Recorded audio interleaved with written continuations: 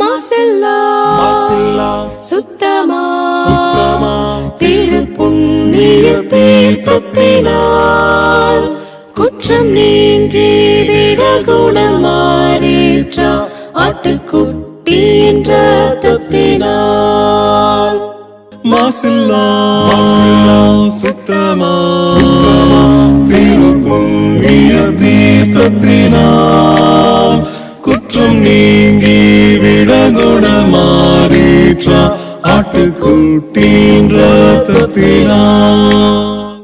பிதாவாகிய தேவனுக்கும் நமது ஆண்டவராகிய இயேசு கிறிஸ்துவுக்கும் பரிசுத்த ஆவியானவருக்கும் இப்பொழுதும் எப்பொழுதும் சதா காலங்களிலும் மகிமை உண்டாயிருப்பதாக.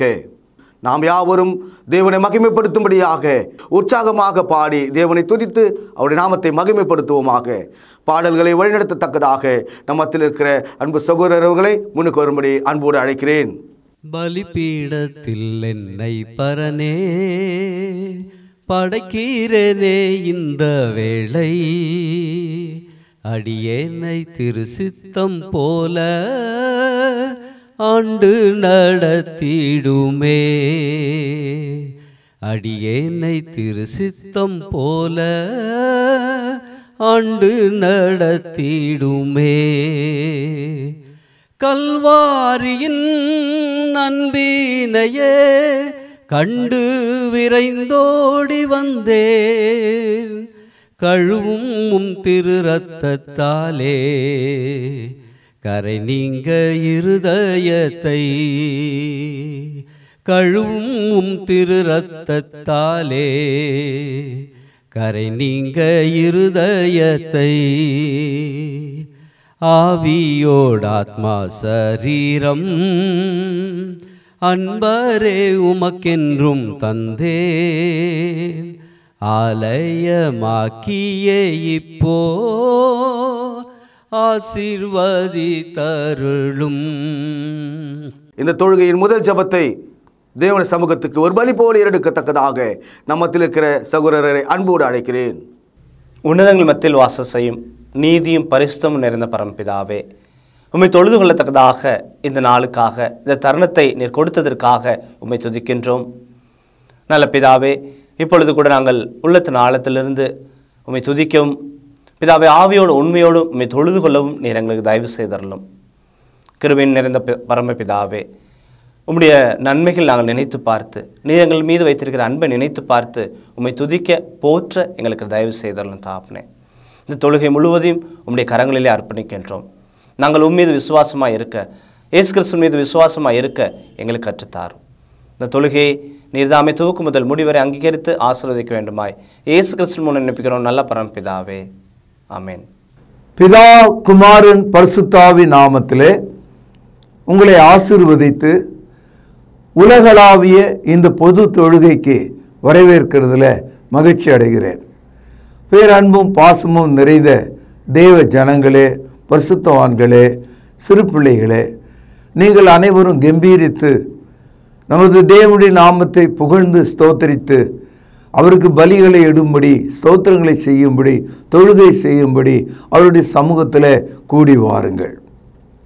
அன்பான சகோதரர்களே, எப்பொழுதாவது உங்களுடைய மனதில் தேவன் வாசமாக இருக்கிறார் என்ற அந்த அறிவு உண்டாகும் போதெல்லாம் அது எவ்வளோ பெரிய வெளிச்சத்தையும் நன்மையும் தைரியத்தையும் உங்களுக்கு உண்டாக்குறது. மனுஷர்கள் தங்கள் ஆதரவையும் தங்களுடைய அன்பையும் தெரியப்படுத்தும் போது சிறியவர்கள் மீது தங்கள் கைகளை தலையின் மீது வைத்து அவர்களை ஆசீர்வதிப்பதை நாம் பார்க்கிறோம். இப்பொழுது ஒரு காட்சி, உங்கள் தலையின் மீது தேவனுடைய கரம் இருந்தால் எப்படி இருக்கும்? How do you will feel if God's hand is upon your head? How you will understand? தேவ கரம் உங்கள் தலையின் மீது இருந்தால் அதை எப்படி நீங்கள் புரிந்து கொள்வீர்கள்? அன்பு தோழர்களே, வேத வசனத்தை நாம் எடுத்து படிக்கும்போது எஸ்ரா என்ற ஒரு புத்தகத்தில், இந்த எஸ்ரா என்ற ஒரு அற்புதமான ஒரு வேத பாரகன், தேவ வசனத்திலே ஆர்வம் கொண்ட ஒரு மனிதன், அவனுடைய தலையின் மீது கர்த்தருடைய கரம் இருந்தது என்று நாம் படிக்கிறோம். உண்மையாகவே ஒவ்வொரு கிறிஸ்தவருக்கும் இந்த அனுபவத்தை தேவன் நமக்கு வாய்க்க பண்ணுகிறார். Each Christian has a blessing that God has placed his hand upon your head. தேவனுடைய கரம் உங்கள் தலையின் மீது இருக்கிறது. ஒவ்வொரு கிறிஸ்தவரும் இதை அனுபவிக்கலாம். தேவனுடைய கரம் உங்கள் தலையின் மீது இருக்குமானால் நீங்கள் செய்வதெல்லாம் வாய்க்கும். உங்கள் விருப்பங்கள் நிறைவேறும். உங்கள் வியாதிகள் சுகமாகும். உங்கள் பயங்கள் நீங்கிவிடும். உங்கள் எதிரிகள் ஒரு வழியாய் வந்தால் 7 வழியாய் ஓடி போவார்கள். உங்களுடைய தண்ணீரும் அப்பமும் ஆசீர்வதிக்கப்படும். உங்களுடைய உடைகளும் உங்கள் சரீரமும் தேவனுக்கு பிரயோஜனமாக மகிமையாக இருக்கும். உங்களுடைய கால்கள் வீங்காது. உங்கள் கண்கள் தேய்ந்து போகாது. தேவனுடைய கரம் உங்கள் தலையின் மீது இருந்தால். அன்பு தோழர்களே, பழைய ஏற்பாட்டில் 597வது பக்கம் எஸ்ரா எழுதிய புத்தகம் 8வது வசனம். எஸ்ரா எழுதிய புத்தகம் 7வது அதிகாரம் 6வது வசனம். இந்த எஸ்ரா இஸ்ரவேலின் தேவனாகிய கர்த்தர் அருளிய மோசேயின் நியாயப்பிரமாணத்தில் தேறின வேத பாரகனாயிருந்தான். அவனுடைய தேவனாகிய கர்த்தருடைய கரம் அவன் மேல் இருந்ததனால், கவனியுங்கள், அவன் கேட்டவைகளையெல்லாம் ராஜா அவனுக்கு கொடுத்தான்.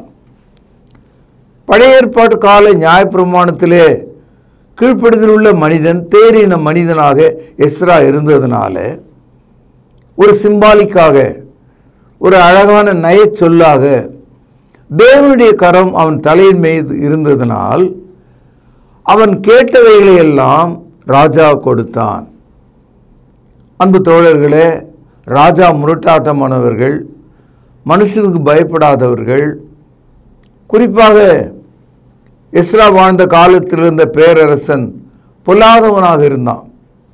ஆனால் அவன் கேட்டவைகளையெல்லாம், தேவ சித்தம் செய்யும்படி விரும்பினவைகளையெல்லாம் எஸ்ரா கேட்ட பொழுது அவன் கொடுத்தான். அவனுக்கு என்ன செய்கிறோம் என்று தெரியாமலேயே அவன் கொடுத்தான். சமயத்தில் வாழ்க்கையில் நாம் பார்க்கிறோம், சில பேர் பாதி தூக்கத்தில் கேட்டவைகளை எடுத்து கொடுப்பார்கள். ஆனால் தேவனோ அந்த ராஜாவுக்கு நல்ல அறிவு இருந்தும் கூட எதையெல்லாம் அவன் செய்யக்கூடாது, கொடுக்கக்கூடாது என்று நினைத்தானோ அதற்கு எதிரடியாக எஸ்ரா என்ற ஒரு மனிதன், அவன் தலையின் மீது தேவனுடைய கரம் இருந்தபடியினால் அவன் கேட்டவைகளை எல்லாம் தேவன் கொடுத்தார். அவன் கேட்டவைகளை எல்லாம் பேரரசன் கொடுத்தான். சகோதரர்களே, இதுக்கு ஒரு அடிப்படை காரணம், எஸ்ரா என்ற மனிதன் தேவனுக்கும் அவருடைய வார்த்தைகளுக்கும் கீழ்ப்படிந்த ஒரு மனிதனாக இருந்தான். தேவ வசனத்தின் கீழே பக்குவப்பட்ட ஒரு மனிதனாக இருந்தான். கர்த்தருடைய வார்த்தைகள் நிமித்தம் தேவனுக்கு பயப்படுகிற ஒரு மனிதனாக இருந்தான். அவன் பாவத்துக்கு விலகி நீதிக்கு கீழ்ப்படுகிறவனாக இருந்தான். எஸ்ரா எழுதிய புத்தகம் 7ஆம் அதிகாரம் 10வது வசனம். கர்த்தருடைய வேதத்தை ஆராயவும் அதன்படி செய்யவும் இஸ்ரவேலிலே கட்டளைகளையும் நீதி நியாயங்களை உபதேசிக்கவும் எஸ்ரா தன் இருதயத்தை பக்குவப்படுத்தி இருந்தான். புரிந்ததா உங்களுக்கு? பொருளை பக்குவப்படுத்துதல், பல ஆண்டு காலம் அது இருக்க வேண்டும் என்று பக்குவப்படுத்துகிறோம். ஆங்கிலத்தில் Ezra prepared his heart to please God and serve him. தேவனுக்கு முன்பாக அவன் வேலை செய்யும்படி அந்த நீதிமான், அந்த பழைய ஏற்பாட்டு கால வேத பாரகன் தன் இருதயத்தை பக்குவப்படுத்தியிருந்தான். ரொம்ப ஆச்சரியமான ஒரு மொழி நடையை நீங்கள் அங்கே பார்க்கிறீங்க. கெட்டுப்போகாமல் இருப்பதற்கு மீனை உப்பு போட்டு அதை காய வைத்து பக்குவப்படுத்துகிறோம். நீண்ட காலம் காய்கள் கெடாமல் இருப்பதற்காக உப்பை போட்டு அதை ஊறுகாயாக, ஊறின காயாக பக்குவப்படுத்துகிறோம். நீண்ட காலம் இருப்பதற்கு பொருளை பக்குவப்படுத்துக அறிந்திருக்கிற மனிதர்கள் தேவ வசனத்தினால் தங்கள் ஆத்துமாவையும் கூட பக்குவப்படுத்துவதற்கு கற்றுக்கொள்ள வேண்டும். எஸ்ரா 7ஆம் அதிகாரம் 28வது வசனம். அப்படியே என் தேவனாகிய கர்த்தருடைய கரம் என் மேல் இருந்ததனால் நான் திடன் கொண்டு இஸ்ரவேலில் சில தலைவர்களை என்னோடு கூட வரும்படி சேர்த்து கொண்டேன். அன்பு சகோதரர்களே, எஸ்ரா எருசலேமுக்கு வருகிறார்.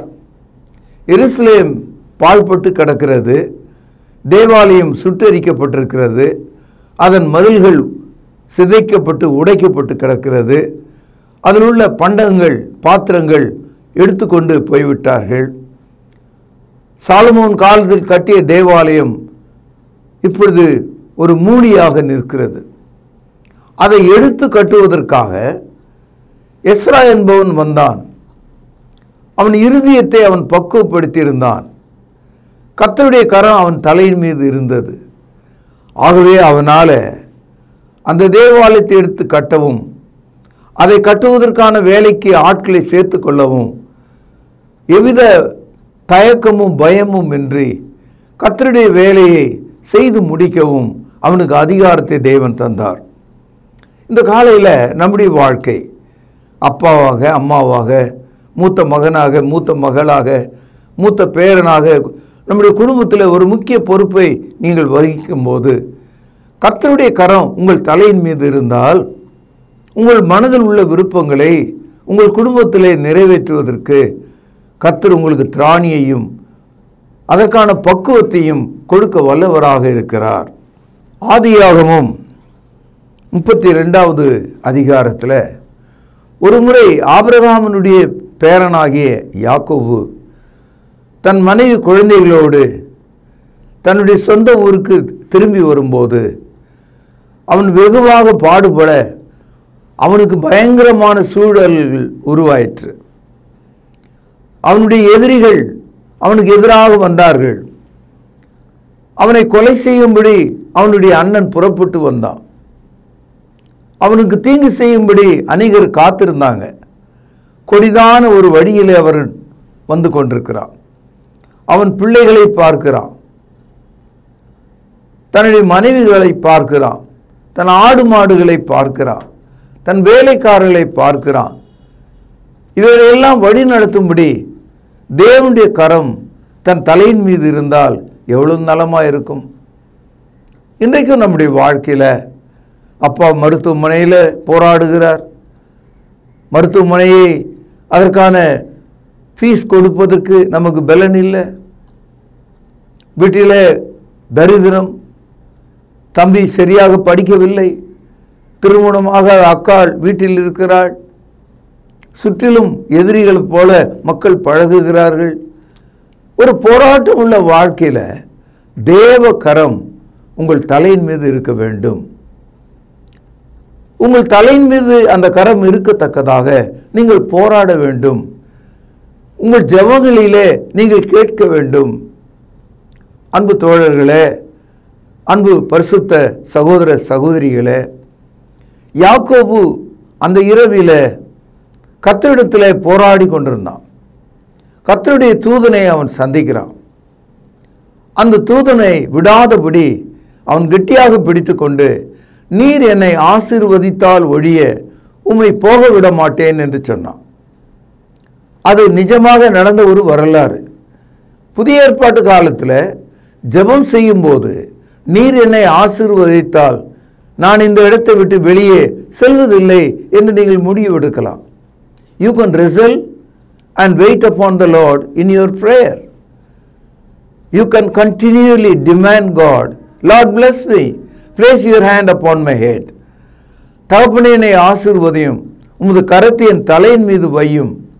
உண்மையிலேயே ஒவ்வொரு கிறிஸ்தவருடைய வாழ்க்கையும் தேவன் தமது கரத்தை உன் தலையில் வைத்திருக்கிறார் என்ற அனுபவத்தை நமக்கு கொடுக்கக்கூடியதாக இருக்கிறது. Every Christian has to feel that God has kept his hand upon your head. He continually bless you. That's what Christianity.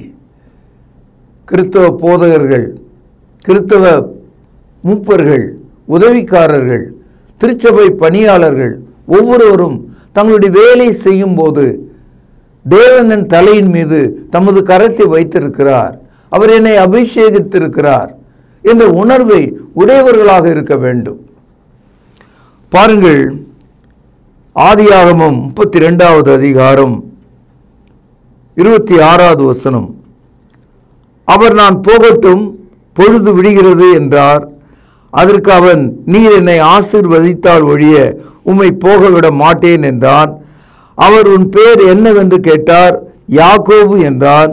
அப்பொழுது அவர், உன் பேர் இனிமேல் யாக்கோபு எனப்படாமல் இஸ்ரவேல் எனப்படும், தேவனோடும் மனிதரோடும் போராடி மேற்கொண்டாயே என்றார்.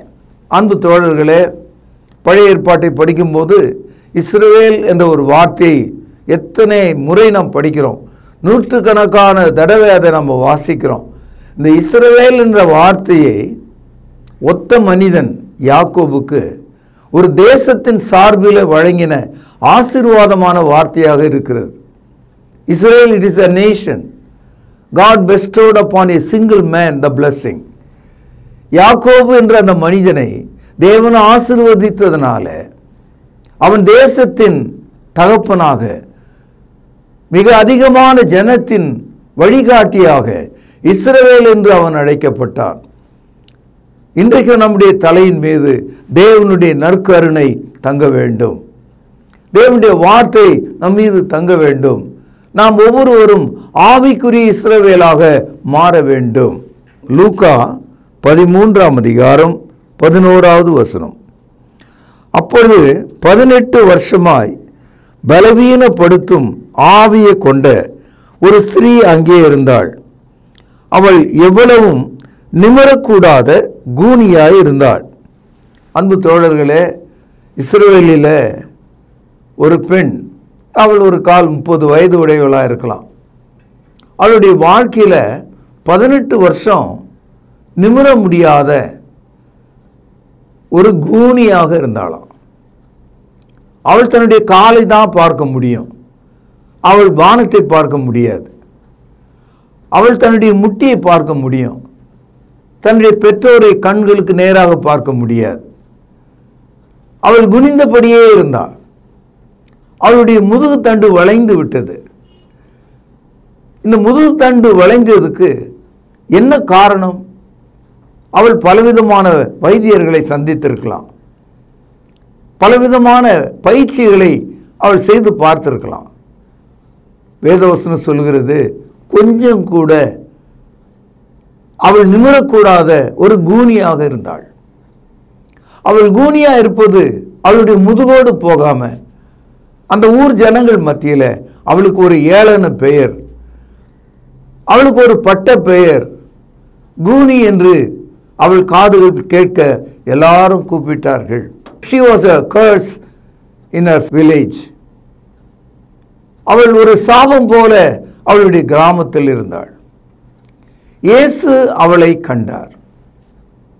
18 வருஷமாக அவளுடைய முதுகு கூனாயிருப்பதற்கு எலும்புகள் பிரச்சனையா, இரத்த ஓட்டத்தில் குறைவா, தசை நார்கள் ஏதாவது விட்டு விட்டதா, என்ன காரணம் யாருக்கும் தெரியல. ஆனால் இயேசுடைய கண்களில் பிசாசானவன் அவளுடைய முதுகை கட்டி இருந்தான்.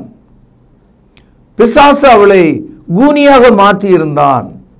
நம்மையும் கூட நம்முடைய வாழ்க்கையை பிசாசு கூனியை போல, கூனனை போல முடக்க முடியும், கட்ட முடியும், தவிக்க விட முடியும், அவமானப்படுத்த முடியும்.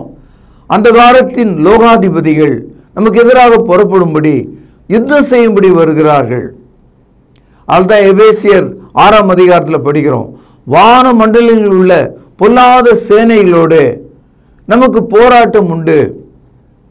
ஆகவே தேவனுடைய வசனத்தை, தேவனுடைய போராயுதங்களை நாம் எடுத்து உடுத்திக் கொள்வோம் என்று படிக்கிறோம். அன்பு தோழர்களே, இந்த 18 வருஷம் கூனியாக இருந்த அந்த கூனியை அவர் அழைத்து தமது கரங்களை அதன் மீது வைத்தார். பாருங்கள், லூக்கா 13வது அதிகாரம் 12-13 வசனங்கள். இயேசு அவளை கண்டு தம்மிடத்திலே அழைத்து, ஸ்திரீயே, உன் பலவீனத்தில் நின்று விடுதலையாக்கப்பட்டாய் என்று சொல்லி அவள் மேல் தமது கைகளை வைத்தார். உடனே அவள் நிமிர்ந்து தேவனை மகிமைப்படுத்தினாள். தேவ கரம் வைத்த உடனே அவள் சுகமானாள். இந்த காட்சி என்னை மிகவும் உன்னிப்பாக கவனிக்க தூண்டுகிறது, என்னை அழைக்கிறது, என் கவனத்தை திருப்புகிறது. இந்த காலையில் இந்த ஆலயத்தில் இருக்கிற எல்லா மனுஷர்களும் ஏதோ ஒரு வகையில் குணர்களாக இருக்கிறார்கள். படிப்பிலே குணர்களாக இருக்கிறார்கள், உழைப்பிலே குணர்களாக இருக்கிறார்கள், சமாதானமின்றி குணர்களாக இருக்கிறார்கள், பலவிதமான வேதனைகளிலே குணர்களாக இருக்கிறார்கள், கடன் வழியாக குணர்களாக இருக்கிறார்கள், பலவிதமான துர்ப்பழக்கங்களிலே குணர்களாக இருக்கிறார்கள். என் அன்பு தோழர்களே, இயேசு தமது கரத்தை உங்கள் மீது வைத்தால், உனக்கு விரோதமான காரியங்கள் மீது அவர் வைத்தால், நீங்கள் நிமிர்ந்து நீங்கள் மகிழ்ச்சியுடன் ஆசீர்வதிக்கப்படுவீங்க. அன்பு தோழர்களே, இந்த காலையில் நீங்கள் கவனிக்க வேண்டிய அந்த சொல்,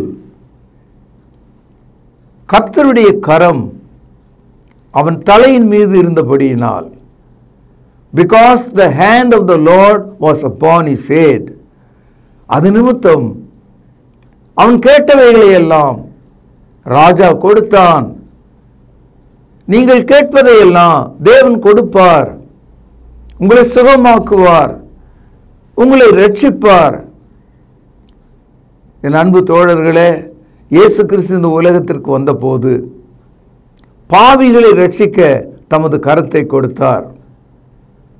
ஆபிரகாமின் பிள்ளைகளுக்கு தேவன் தமது கரத்தை காண்பித்தார். இன்றைக்கும் உங்களுக்கும் காண்பிப்பார். இந்த அற்புதமான மன நிறைவு, ஒரு தெளிவு, இந்த மாற்றம் என் தேவனுடைய கரம் என் மேல் இருக்கிறபடியால் என்ற ஒரு நம்பிக்கை உங்களுக்கு உண்டாகும் போது, தாவீதை போல ஒரு சிறு கவன் கல்லாலே மலை போல வந்த கோலியாத்தை ஒரு கல்லாலே வீழ்த்தியதைப் போல, யுத்தம் கர்த்தருடையது என்று அவன் அறிக்கை செய்து அந்த கல்லை வீசிய போது, அந்த கல் ஏதோ ஒரு கொசு போல அந்த கோலியாத்தின் மீது வருவதை அவன் பார்த்தான். அது ஒன்றுமில்லை என்று தட்டிவிட்டான். ஆனால் அவன் தலையின் மீது இருந்த இரும்பு கவசத்தை துளைத்து, மண்டை ஓட்டை துளைத்து, மல்லாக்காய் அவன் கீழே விழுந்தான். தாவீது ஓடி போய், அவன் கையில் பட்டயம் இல்லை, ஆகவே கோலியாத்தினுடைய பட்டயத்தை எடுத்து அவன் தலையை வெட்டி போட்டான் என்று படிக்கிறோம். இந்த காலையில் நம்பிக்கை மூட்டும் இந்த நற்செய்தியால, வெற்றி கொள்ளும் அந்த வார்த்தையினால, தேவனுடைய கரம் என் மேல் இருந்தபடியால் நான் சுகமானேன், நான் ரட்சிக்கப்பட்டேன், நான் ஆசீர்வதிக்கப்பட்டேன் என்ற மன நிறைவோடு, பரிசுத்தாவின் சிந்தையோடு நீங்கள் இந்த தொழுகை நிறைவு செய்யும்படி உங்களை ஆசீர்வதித்து நற்செய்தியை நிறைவு செய்கிறேன். ஜெபம் செய்ய கடவோம். பரிசுத்த நிறைந்த அன்பான தகப்பனே, எஸ்ரா என்னும் வேத பாரகன் தேவனுடைய சித்தம் செய்யும்படி அவன் தன் இருதயத்தை பக்குவப்படுத்திய போது தேவனுடைய கரம் அவன் தலையின் மீது இருந்ததாக நாங்கள் படிக்கிறோமே. அப்பா பிதாவே, இதோ இந்த திருச்சபையை ஆசீர்வதியும், உலகம் முழுவதும் கூடி வருகிற தாசர்களை ஆசீர்வதியும். தேவனுடைய கரம் அவர்கள் தலையின் மீது இருக்கும் அனுபவத்தை அவர்களுக்கு தாரும், ஆசீர்வதியும். ஆண்டவரும் கர்த்தரும் இரட்சகருமாக இருக்கிற இயேசுவின் நாமத்தில் ஜெபம் கேடும் ஜீவனுள்ள எங்கள் நல்ல தகப்பனே, ஆமேன். நம்முடைய கர்த்தராகிய இயேசு கிறிஸ்துவின் கிருபையும் பிதாவின் அன்பும் ஆவியானவரின் ஆசீர்வாதமும் வழிநடத்துதலும் நம் அனைவரோடும் சகல நாட்களிலும் நிலைத்திருப்பதாக. ஆமேன். கர்த்தருடைய பந்தியிலே பங்கு கொள்ளும்படி நம்மை நாமே ஆயத்தப்படுத்துவோம். ஆண்டவராகிய இயேசு கிறிஸ்து காட்டி கொடுக்கப்பட்ட அன்று ராத்திரியிலே அப்பத்தை எடுத்து ஆசீர்வதித்து இதை பிட்டு நீங்கள் வாங்கி புசியுங்கள், இது உங்களுக்காக பிற்கப்படுகிற என்னுடைய சரீரமாய் இருக்கிறது என்று சொல்லியிருக்கிறார். அப்பத்திற்காக நாம் ஜெபித்து இதில் பங்கு கொள்வோம். பரிசுத்தமும் இரக்கமும் தயவும் கிருபையும் நிறைந்த நல்ல ஆண்டவரே, உம்முடைய குமாரனாகிய இயேசு கிறிஸ்து சிலுவையிலே எங்களுடைய பாவங்களுக்காக தன்னுடைய இன்னுயிரை கொடுக்கும் பொழுது அவருடைய சரீரம் கிழிக்கப்பட்டது. அதற்கு ஒப்பாக இங்கு புளிப்பில்லாத அப்பம் இது வைக்கப்பட்டு இருக்கிறது. அப்பா, நீர் இந்த அப்பத்தை எங்களுக்கென்று ஆசீர்வதித்து தரும்படி விலையேற பெற்ற இயேசு கிறிஸ்துவனுடைய நல்ல நாமத்தினாலே இந்த ஜெபத்தை ஏறெடுக்கிறோம் அன்பின் பிதாவே, ஆமேன். அவர் அந்தபடியே பாத்திரத்தையும் எடுத்து, இந்த பாத்திரம் என் இரத்தத்தினால் ஆகிய புதிய உடன்படிக்கையாய் இருக்கிறது, என்னை நினைவு கூறும்படி இதை செய்யுங்கள் என்று சொல்லியிருக்கிறார். நாமும் கூட அவ்வண்ணமாகவே இதில் செய்யும்படியாக நாம் ஒன்று சேருவோம். தேவன் இந்த ரசத்தை ஆசீர்வதித்து தரும்படி நாம் ஜெபிப்போம். வானத்தையும் பூமியும் உண்டாக்கின சர்வ வல்லமையுள்ள எங்கள் நல்ல பிதாவே, என்னை நினைவு கூறும்படி இதை செய்யுங்கள் என்று சொல்லியிருக்கிறபடியே நாங்கள் செய்யும்படி வந்து நிற்கிறோம். இந்த ரசத்தை நீர் ஆசீர்வதித்து தாரும். குற்றமில்லாத மாசற்ற இதோ தகப்பனே, அந்த ரத்தம் எங்களுடைய பாவங்களுக்காக சிந்தப்பட்டது என்பதை நாங்கள் நினைத்து இதில் பங்கு கொள்ளும்படி, பயபக்தியோடு பங்கு கொள்ளும்படி எங்களை உற்சாகப்படுத்தும். எங்களை தாழ்த்துகிறோம். இந்த ரசத்தை நீர் ஆசீர்வதித்து தாரும். இயேசுவின் நல்ல நாமத்தில் இந்த ஜெபத்தை எடுக்கிறோம் அன்பின் பிதாவே, ஆமேன். தேவனுடைய சமூகத்தில் தேவனுக்கு மிக பிரியமான ஒரு தொழுகையை செய்து கொண்டிருக்கிறோம். இதைத் தொடர்ந்து தேவனுக்கு பிரியமான ஒரு பலியாக நம்முடைய கையின் பிரயாசங்களை தேவனுடைய சமூகத்துக்கு கொண்டு வருவோம். தேவன் கொடுத்தவைகள், இவைகளிலிருந்து நாம் எடுத்து தேவனுக்கு உற்சாகமாக கொடுப்பதற்கு நாம் ஒப்புக் கொடுப்போமாக. சபையின் அறிவிப்புகள், வியாதிப்பட்டவர்களை நினைவு கொள்ளுங்கள்.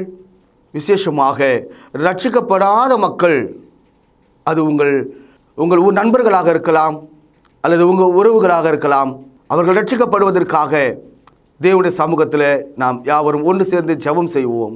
தேவனை ஆவியோடும் உண்மையோடும் நாம் தொழுது கொண்டோம். இந்த தொழுகையின் நிறைவு ஜெபத்தை நம்மத்தில் இருக்கிறதான சகோதரர் ஒருவர் முன்வந்து ஜெபித்து இந்த தொழுகையை நிறைவு செய்து தரும்படி அன்பாய் கேட்டுக்கொள்கிறேன். பரலோகத்திலே வாசமாயிருக்கிற எங்கள் நல்ல பிதாவே, உம்முடைய வார்த்தையினால் எங்களை சந்தித்ததற்காக உமக்கு ஸ்தோத்திரம். அண்ட சராசரங்களின் மீது அதிகாரமுடையவராகிய உமக்கு எங்களை தாழ்த்தி ஒப்புக் கொடுக்கிறோம். வார்த்தையினால் சர்வத்தையும் தாங்குகிற எங்கள் ஆண்டவர் இயேசு கிறிஸ்துவின் கீழாக எங்களை ஒப்புக் கொடுக்கிறோம். நாங்கள் எதையுமே செய்ய முடியாது, ஆனால் பரிசுத்த ஆவியின் பலத்தினாலே செய்ய முடியும் என்பதனால் அந்த பரிசுத்த ஆவியானவருடைய ஆளுகைக்கு எங்களை ஒப்புக் கொடுக்கிறோம்.